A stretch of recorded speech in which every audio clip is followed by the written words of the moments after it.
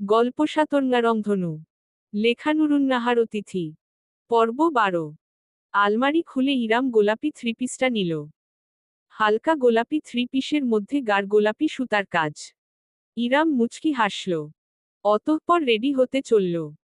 আয়নার সামনে চিরুনি হাতে আয়নার সামনে দাঁড়িয়ে ইরাম চুল কি করবে বুঝে উঠতে পারছে না। বহুদিন সে বাহিরে ঘুরতে বের হয় না। প্রায় মিনিট 5 যাবৎ সে চুপচাপ আয়নার দিকে তাকিয়ে আছে। তখন আর ইরামের খোঁজ করতে রুমে আসলো। ইরাম, আপনার হয়েছে? বলতে বলতে রুমে এসে দেখে ইরাম আয়নার সামনে দাঁড়িয়ে। কি হলো? ইরাম ইতস্তত করে বলল, চুলে বেনি করব। আরব এই কথার মানে বুঝার জন্য ভ্রুকুটি করে তাকালো।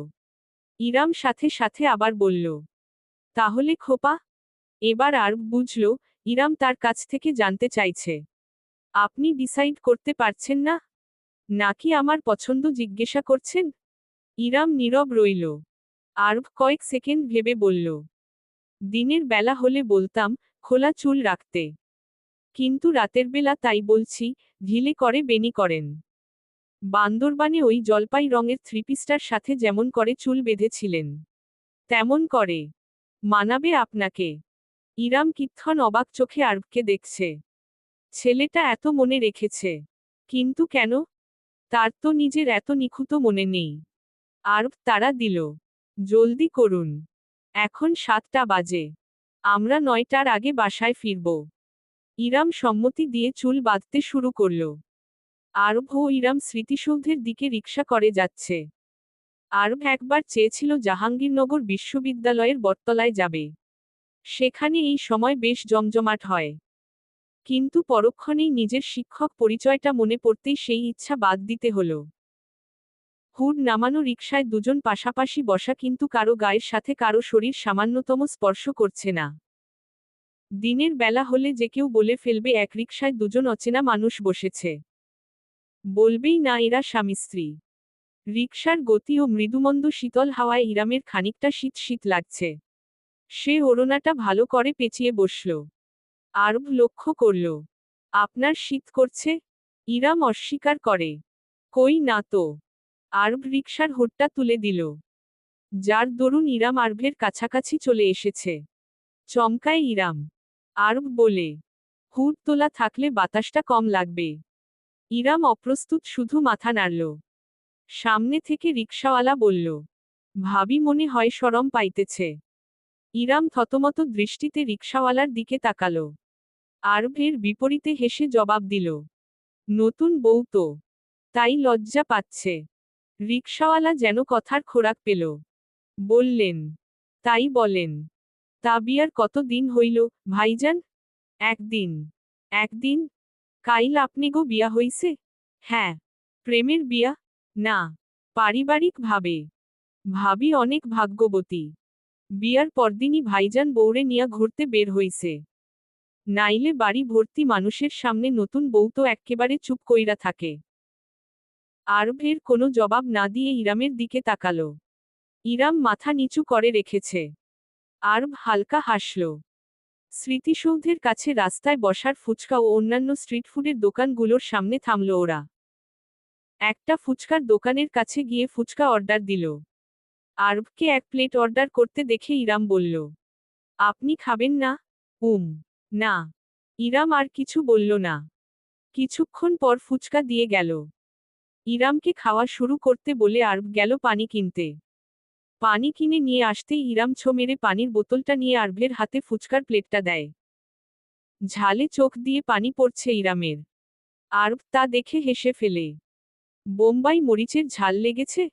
ইরাম পানি খেয়ে বলে, এটা অনেক ঝাল। প্রথমটাই আমার কাশি তুলে দিছে। এটা ঝালের জন্যই আপনাকে এনেছি। আরব মিটিমিটি হাসছে। ইরাম তীক্ষ্ণ দৃষ্টিতে আরবের দিকে তাকিয়ে আছে। তারপর আরবের হাত থেকে ফুচকার প্লেটটা নিয়ে আরবের মুখের সামনে একটা ফুচকা ধরল। তা দেখে আরব বলে, আমি খাবো না। আপনি খান। আপনাকে খেতে হবে।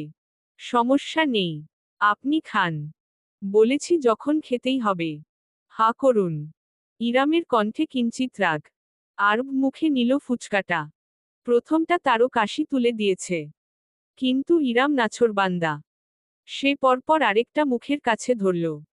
আরব চোখ বড় বড় করে তাকালো। এটাও খেতে হবে। আরব এটাও খেয়ে নেয়। পরপর দুইটা খেয়ে আরব পানি খেতে নিলে ইরাম বাধা দেয়। আরেকটা মুখের সামনে ধরে। এবার আরব বলে, আর না, প্লিজ, খেতে হবে। ইরাম জোর করেই আরবকে আরেকটা ফুচকা খাইয়ে দেয়। আরব ঝালে দ্রুত পানি পান করে। ইরাম হাসতে হাসতে বাকি ফুচকাগুলো আস্তে আস্তে খাচ্ছে। খেতে খেতে বলে, দেখেন এখন কেমন লাগে। পানি খেতে খেতে বোতলের পানি প্রায় শেষ। অল্প একটু রেখে হাহু করতে করতে ইরামকে বলে, আপনি অনেক নির্দয়। ইরাম হাসে। খাওয়া শেষ করে বাকি পানিটুকু খেয়ে বলে, তাহলে আপনি কি? আমি যখন ঝালে ফোপাচ্ছিলাম তখন তো হাসছিলেন। হুহ। ইরামের চঞ্চল ভঙ্গি দেখে আরব হেসে ফেলল। বলল, আইসক্রিম খাবেন? যত্রই ইরাম উচ্ছ্বসিত হয়ে বলে, চলুন চলুন। আরব মিহি হেসে ইরামকে নিয়ে আইসক্রিম কিনতে গেল। পোলারের দই আইসক্রিম ও চকোডিলাই লাইট কাপ আইসক্রিম দুটো কিনল।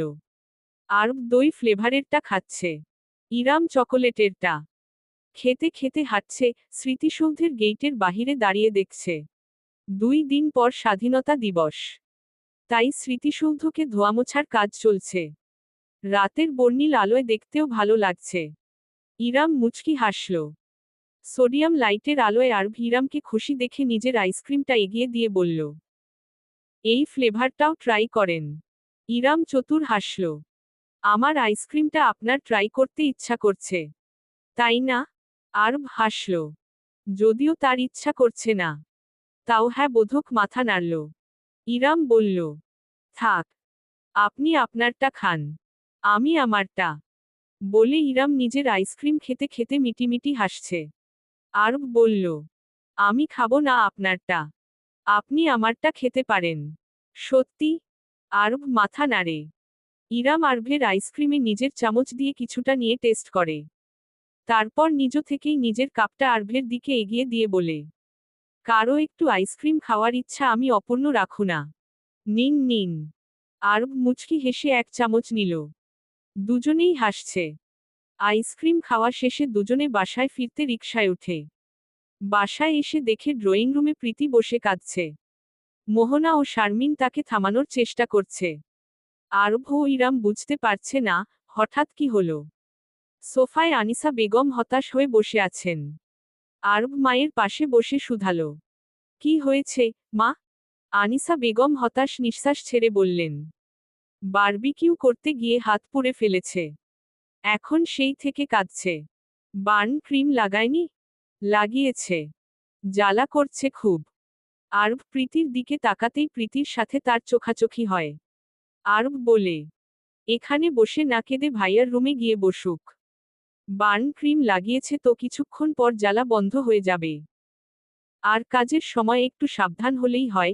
বারবিকিউ তো সাব্বির, তানজিদ, তাশরিফ, প্রান্ত ভাইরা করবে। ওর তো দরকার ছিল না। মোহনা বলল, মেয়েটার হাত পুড়েছে, আর তুমি এসব বলছো? কি তুমি? আর কি বলবো, ভাবি? বার্ন ক্রিম তো লাগিয়েছেই। এই বলে আরব উঠে নিজের ঘরে চলে গেল। ইরাম এতক্ষণ দেখছিল দাঁড়িয়ে। আরবের সাথে সেও শাশুড়িকে বলে রুমে চলে গেল। প্রীতি ফুঁসছে মনে মনে। চলবে। গল্পটা কেমন লাগলো জানাবেন ও সাবস্ক্রাইব করতে ভুলবেন না প্লিজ।